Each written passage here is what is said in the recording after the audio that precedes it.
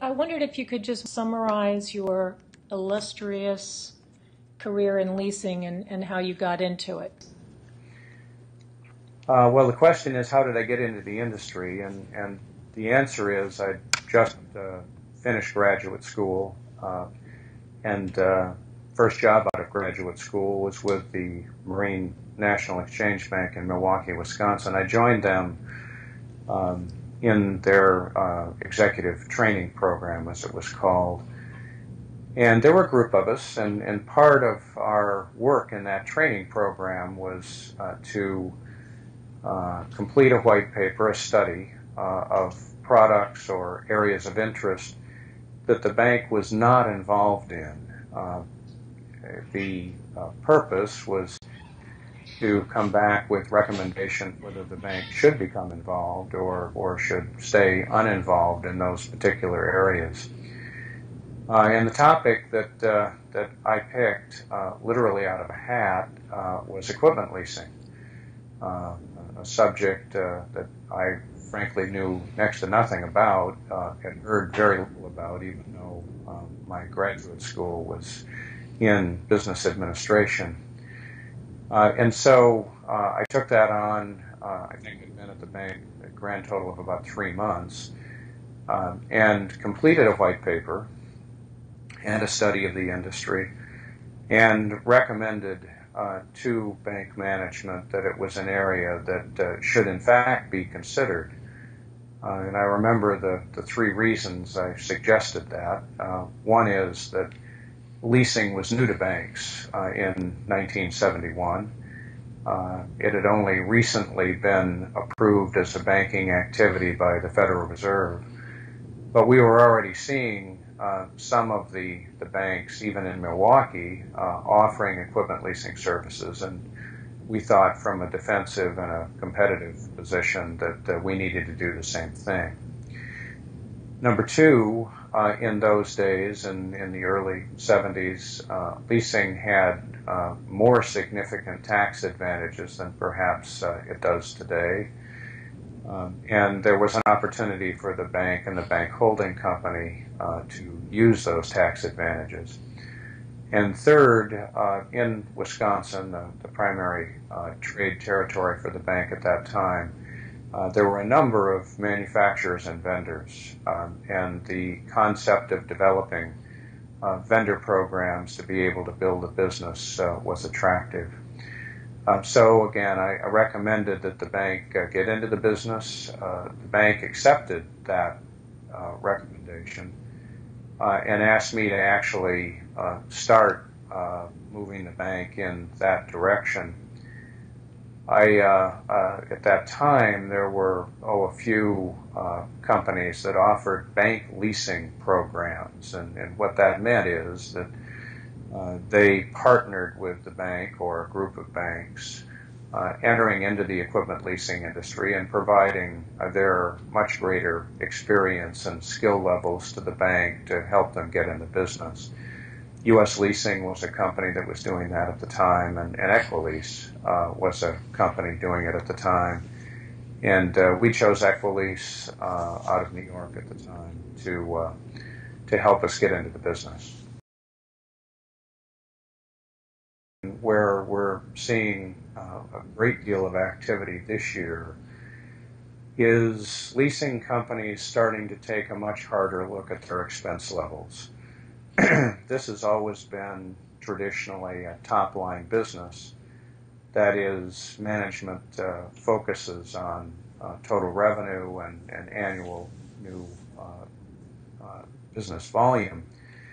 But in an extraordinarily weak economy where that volume is hard to find, more and more companies are focusing on what can I do to cut expenses, to reset, if you will, my business model to a new reality of at least temporarily lower new business volume. This idea of grim confidence, is this pretty widespread? I think it is. There are certainly leasing companies out there that continue to do very well. most of those, in my experience, are in independent leasing companies or in captives. No disrespect to the banks, but bank leasing companies are faced with a host of pretty significant challenges, from regulator focus to extremely high liquidity in the marketplace that's impacting their ability to price. You mentioned in the early 1970s that there was a lack of understanding about equipment leasing. When did the industry begin to be understood? Boy, I'm not sure I could point to anything like a specific year or several years. I think that's been over time. Maybe think of it as a darker shade of gray becoming a much lighter shade of gray over 10 years or perhaps more. It certainly has made an impact on how we conduct our business. Customers, whether they be vendors, manufacturers on the one hand or end users on the other, almost all of them have had some experience with leasing now, and some of the sort of new dramatic things we were able to introduce aren't so new and dramatic any longer. And what that's done is, I think at least, created a need for better transparency in our industry. And I think the market leaders in the business have moved in that direction. Yeah, you mentioned that the obstacles are much greater today than they were in the early days, even though there was a lack of understanding. But and that most of what the industry is going through over the past decade is really due to outside factors. But are there some ways that maybe the industry and its members have changed? Maybe they're less creative or less entrepreneurial. Are there some different ways that they can approach business today that might help them, aside from looking for economic improvement? If you think of an industry that has now been around for 50 plus years, the opportunities to be entrepreneurial or creative are, I think, less today than they were 30 or 40 years ago. Some of the creativity and entrepreneurial activities that the industry exhibited, say in the 1990s, some of the very aggressive tax-structured transactions turned out to perhaps be more creative and entrepreneurial than maybe they should have been. So it's not always a positive factor. But where the creativity today is and where the entrepreneurial activities are, I think are not so much in the product development as in the application and management and execution of those products.